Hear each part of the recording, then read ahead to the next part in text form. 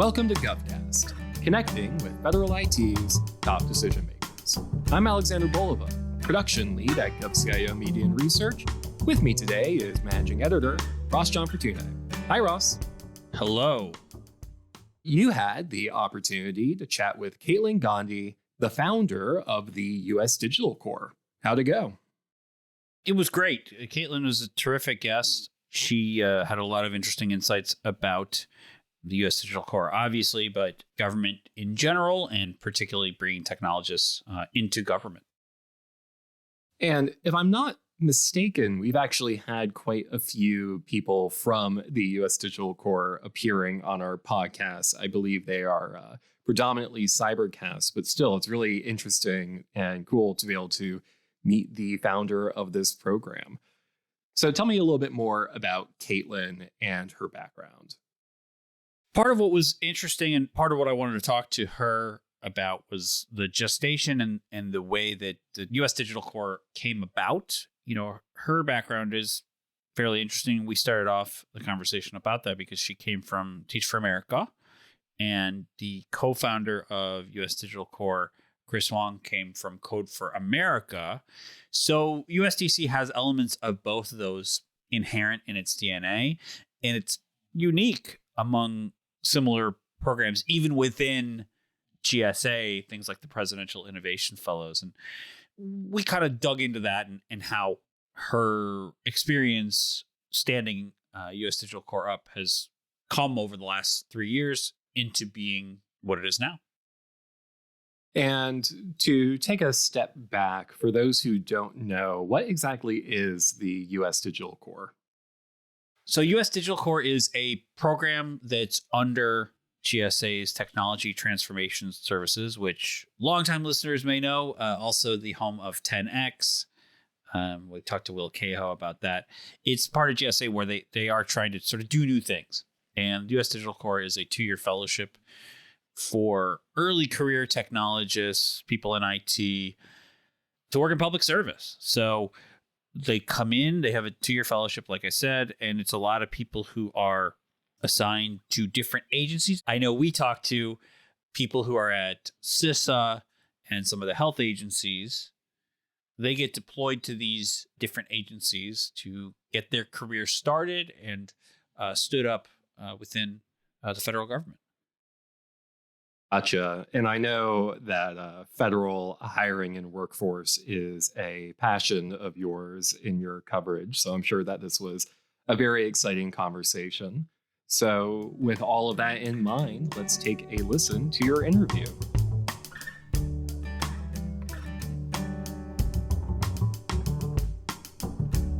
Caitlin Gandhi is the director and co-founder of the U.S. Digital Corps, a 2-year fellowship for early career technologists working at federal agencies. Welcome to GovCast.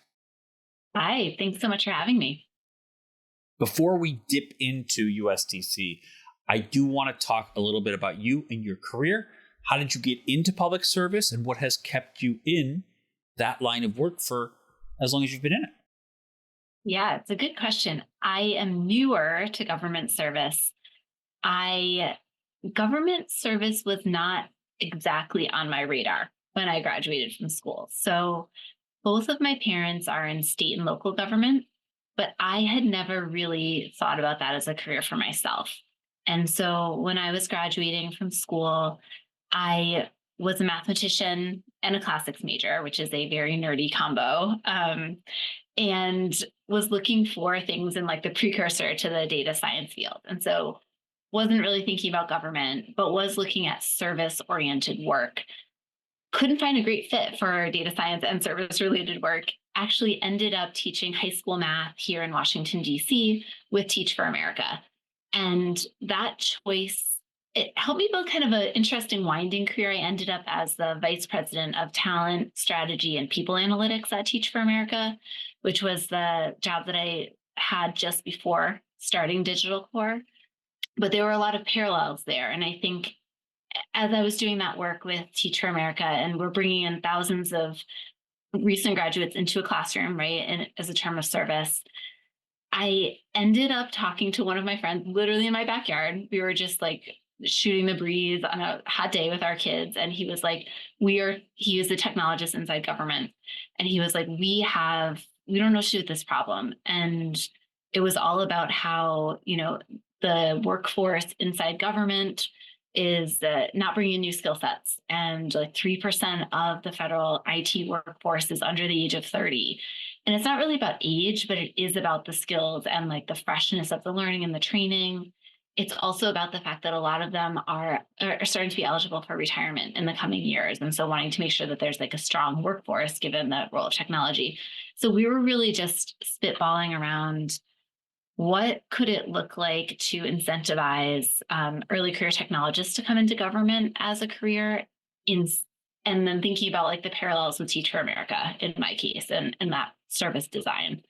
And the brainstorming turned into like real conversations about what this might look like as a model, and then turned into me joining GSA in order to co-found this program alongside Chris Kwong, who is my co-founder. So that I had this meandering path back to government service, having never designed myself into a career here, I guess. Well, that segues into the founding of the U.S. Digital Corps and how it came about. How did you pitch it? I mean, I see the TFA model is a big influence, but how did you come to GSA and everyone and say, this is what we're going to do? Yeah, I think we lucked out in that it was a known problem. It's a known challenge, right? There were technologists inside government, my friend included, but many others that were talking about this space and like, what could we do? And so there was like a groundswell of interest in trying to solve for this problem. I had this Teach for America large model background. Chris, as I mentioned earlier, is coming from Coding It Forward, which is a in-college version and summer internship almost version of Digital Core. It came first, and we took a lot of ideas from that. But like the merging of those two structures, and then really resonated with the folks inside government that we were talking to around like what kinds of practices might work here, what kinds of things might actually solve the challenge that we're talking about. So there's just like a lot of initial interest and enthusiasm for seeing what could be done. And so the logistics were harder than like getting investment on the idea, right? But we had a lot of people that know what they're doing inside government to help figure out how to incubate a new program. And we were really lucky to land inside GSA and then inside Technology Transformation Services in particular, which is a subset of GSA focused on like service delivery of technology work to the federal government in various ways. And they're currently the home of Presidential Innovation Fellows, as well as 18F. And those two programs are sort of mid and senior technology talent levels, but we were sort of the early career component that finished off that like end-to-end talent continuum. So everyone already kind of had these models and these ideas and could understand why something like this would work. And so we were able to come in and then do a lot of research about those programs. The centers of excellence is there inside TTS as well. US Digital Service, of course, and like learn a lot from those models and sort of pitch this new version, right? And as part of doing that, I think it's great to have this idea, but you really need to have the support. And so part of what we needed to do to get off the ground was also get some initial partners locked in for this first class. And so as we were iterating on the design of this thing, we were actually iterating live and like using our tech best practices, I guess, and like doing our user research with the other agencies to say, like, if we had something like this, would you use it? Would you want to grab talent from us in these ways? What would hold you back from that? Like, what are your funding mechanisms? And asking all of those sorts of questions. And so we sort of did this ongoing iteration with user research to develop this model, which I think helped us build investment, made sure that what we were designing would probably land softly, but also built champions for our work along the way, so that when we did end up launching, which was August of 21, so just under 2 months after Chris and I joined GSA, actually, we launched formally. We had all this out the gate. And so when we launched with the White House in collaboration with OPM as well as CISA. And then, of course, some of these other partners like the VA were already there ready to support. And we could sort of announce ourselves with this ecosystem of validation kind of around us, which helped us build momentum from the beginning. And, we're just like a new program. We're asking people to take a risk on joining something new. And I think having those such strong partners that we were launching with gave us a lot of credibility. Turf wars can always be an issue in government and across agencies. Cooperation, I know it's something everybody talks about and wants to have more, but it can be hard. People don't want someone stepping on their toes. Was that difficult? Was it tough to get people together? And how much did GSA, which obviously works with lots and lots of agencies for various things, was that a help? Yeah. GSA has really strong relationships with other agencies, and TTS did as well. And so we didn't really run into a lot of friction in those ways, honestly. I think the partners that we were talking to, it really resonated with them when we were like, we've heard there is a challenge in getting early career talent into your agency. Like, how are you doing with hiring early career talent? And we're hiring for our fellowship at the GS9 level.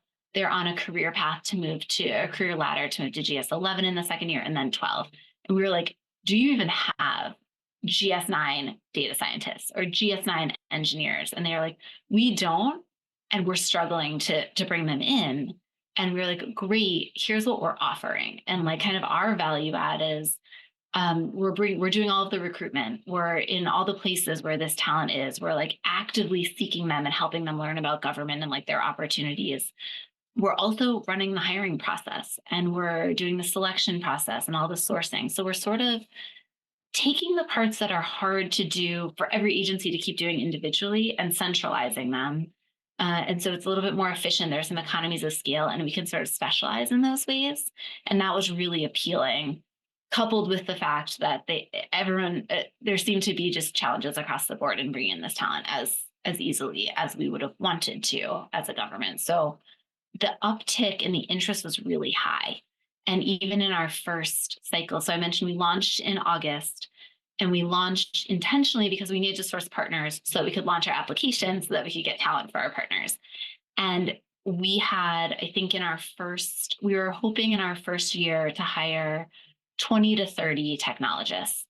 And in our first request for proposals, I think we ended up landing something like requests for 170 fellows from agencies. And we had only existed for 2 months and we had not even brought in our talent class yet. So we didn't even know what the skill sets of the folks that we were bringing in looked like the interest was that strong. So while maybe the premise of the question does exist, we didn't hit that particular friction point, I would say.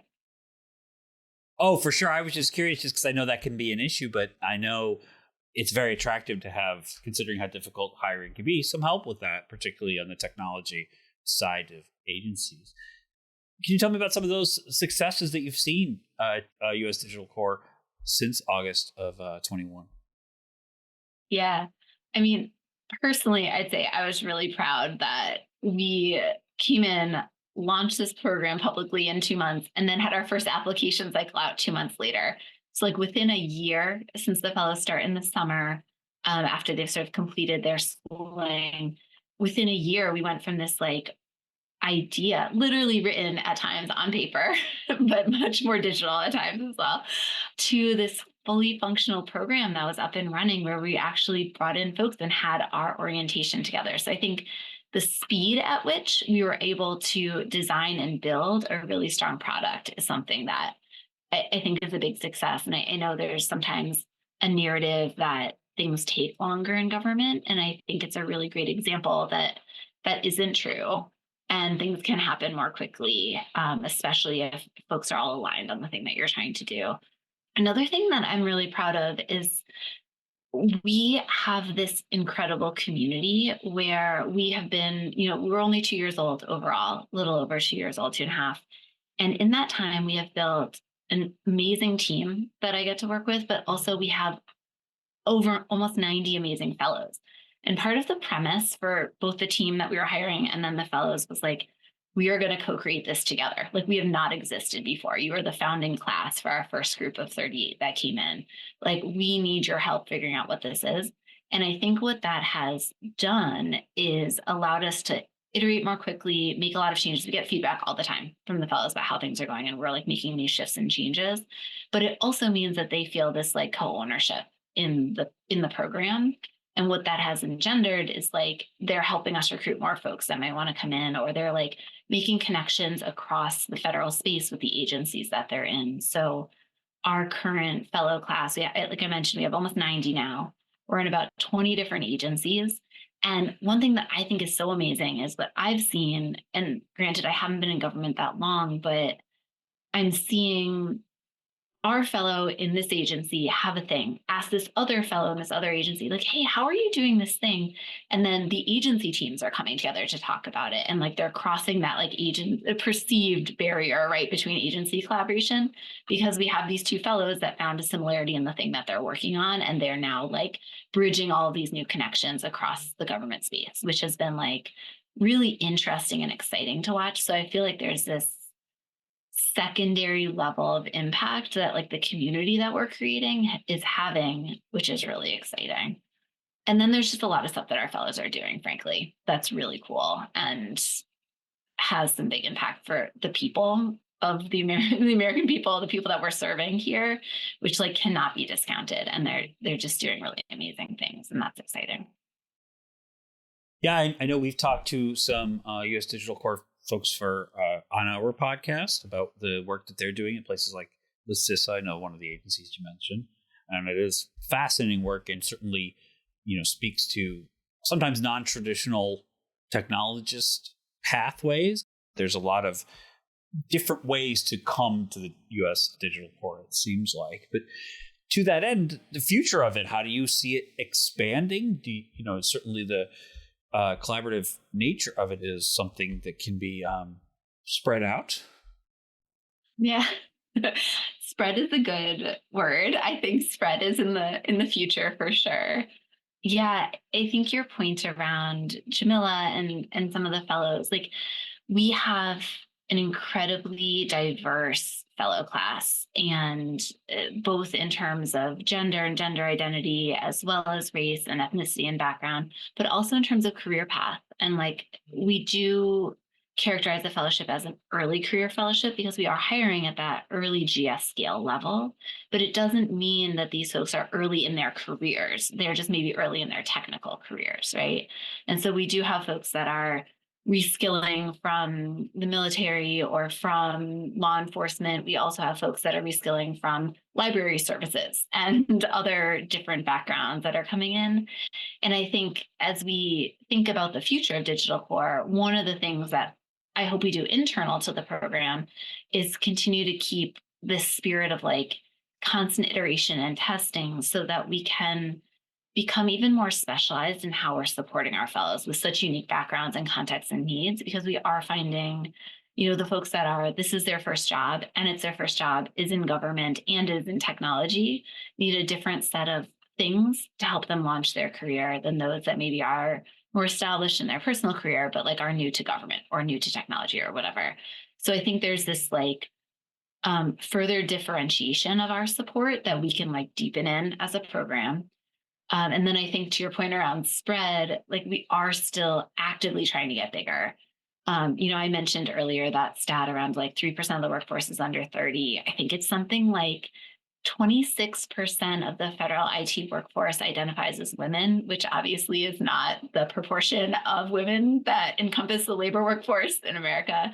There's a lot of room to grow and a lot of places that we can spread with this like amazing workforce that we're bringing in. And so we are hoping to scale and grow.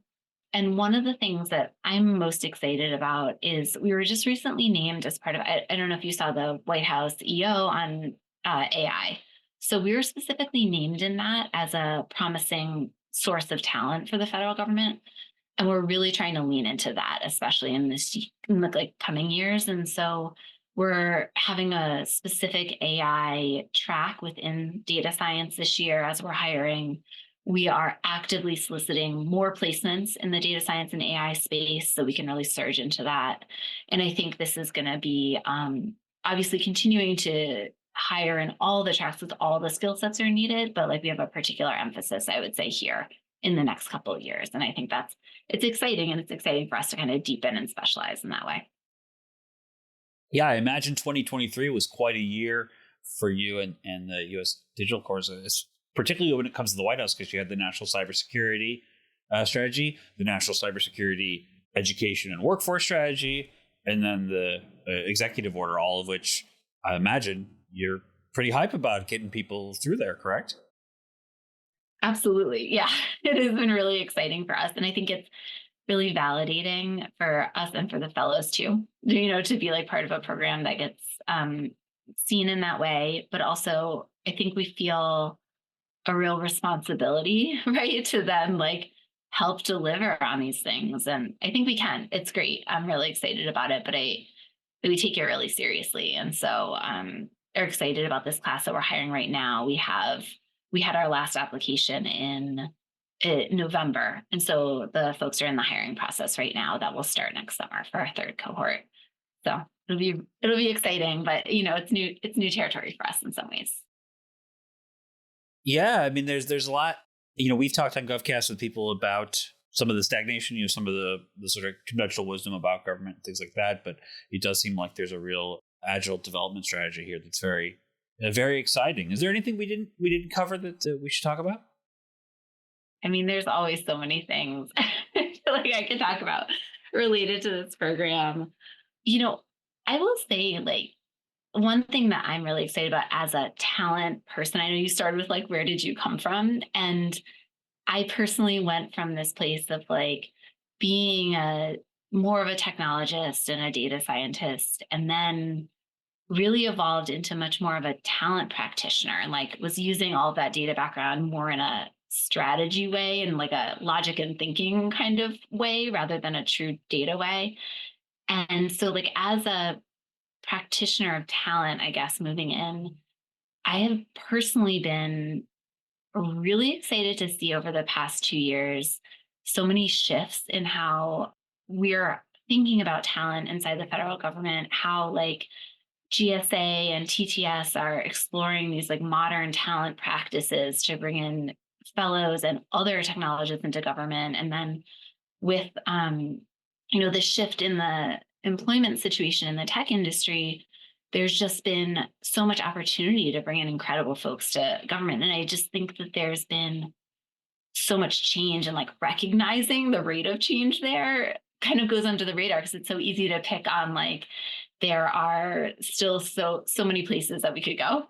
But I would say, frankly, I'm just really impressed at the rate of change in hiring and in talent practices inside federal government, and all like the new things. Like OPM just came out with their new direct hire authorities again. And it's been really impressive to be part of government at this time, I think, especially in the talent space. It's definitely changed a lot since 2021 because a lot of the pandemic era stuff in hybrid work. I know I talked to Melvin Brown at OPM CIO about how much hybrid work has helped him recruit for a fairly small office, and scaling up this office that's fairly important, has a lot of sensitive data. He said, opening up that pool just there really helps. And certainly the skills-based hiring versus the paper ceiling, as it's called, those kind of emphases over the past few years, I think have really changed a lot of things. Yeah, I know. I agree. For Digital Core, we were always interested in what agencies need, right? And that is evolving, back and forth as they kind of think through different workforce policies. We do hire in all structures right now. And so we do have a number of fellows that are fully remote. We have fellows that are hybrid and they're going into their agencies a few days a week. And we also have folks that are going in full time, depending on the needs and like the security clearance and structures that are needed. And so like we are really trying to live into attracting talent from all over the country with these new ways of working, right? And also trying to be maximally flexible for like what agencies need and being open to like as they evolve, right? So I think all of those designs and structures are exciting because without those changes, I think, or to say it a different way, like I think all of that flexibility has enabled us to attract this more diverse workforce, the stronger workforce in the tech space, particularly. So it's really exciting. Well, sort of on that note, I know the administration has talked a lot about DEIA, particularly in things like STEM and in the cyber workforce. You mentioned, getting diverse candidates, opening up the hiring pool as much as possible. Can you talk a little bit about that and how you're doing that at U.S. Digital Core? Yeah, absolutely. I think that is part of our mission, right? As a program, it's to bring in great talent, and our definition of great talent is talent that reflects the experiences and the lived experiences of all Americans, that reflect the backgrounds and identities of all Americans. And so, very intentionally, when we are doing recruiting, and we really focus on like the front end of that funnel, we want to make sure that everyone knows about our opportunities so that they can opt in, so that our applicant pool from the get is highly diverse. So we're intentionally going through a recruitment strategy that has us in the places where technologists gather, right? Where folks with particular experiences are. And we every year look at the outcomes of our hiring process and identify where there's places where we need additional visibility, where some of those places where we had really high return on our time investment there, and we got a lot of folks to apply. And we want to make sure that we're in a wide variety of spaces. We are in traditional college campus spaces and career fairs, but we're also going to a lot of the tech conferences, like Tech Korea or Grace Hopper, places like that where maybe government has less traditionally been. But now I will say I was at Grace Hopper personally last September, and there was a whole tech to gov area. And there were probably, I'm guessing, honestly, but something around like 10 government agencies, give or take. And then there were a number of also government affiliated supportive organizations that were there. So like I mentioned Coding It Forward before, or like Code for America, places like that that also are in this space. And we had some pretty high traffic flow, honestly, much more than I even expected. So I think the message is resonating too. Yeah, I imagine it's quite an attractive program, especially considering, as you mentioned, the tech workforce and the upheaval in industry. So that's something certainly I imagine helps with the labor force in that sense. I could go on about this forever. Federal hiring is like the thing I'm super, super duper interested in, CX and federal hiring. And TTS, I think, has done a lot. We talked to Will Ko at 10X about some of the ways that, his little corner of the TTS is doing the similar kind of disruption, I guess, is the SV term of government. So I really appreciate you being on the podcast with us, Caitlin. Thanks so much. Yeah, thank you. I really enjoyed it. As I mentioned before, my first podcast. So thanks for having me.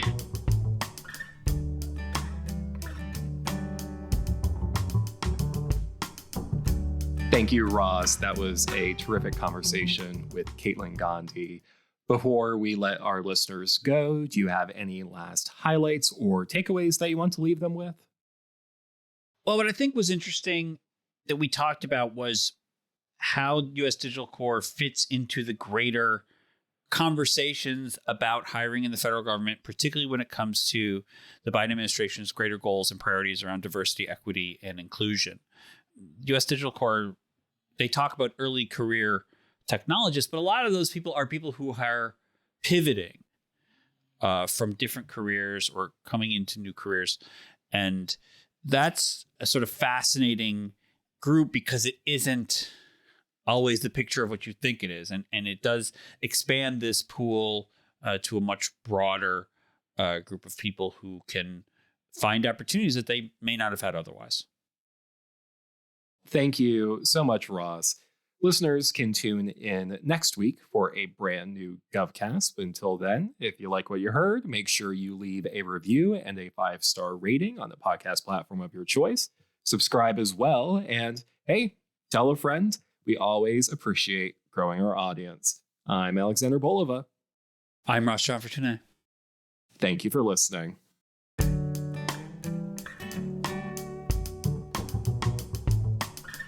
GovCast, along with HealthCast and Cybercast, is a production of GovCIO Media and Research. For more podcasts and to check out the other shows, head to govciomedia.com. Watch out for new episodes released every Tuesday and Wednesday across our shows. You can follow all of them on your favorite podcast platform. And if you like what you heard, make sure to let us know by leaving a review. And if you have any topics you think we should look into, contact us at newsletter@govcio.com.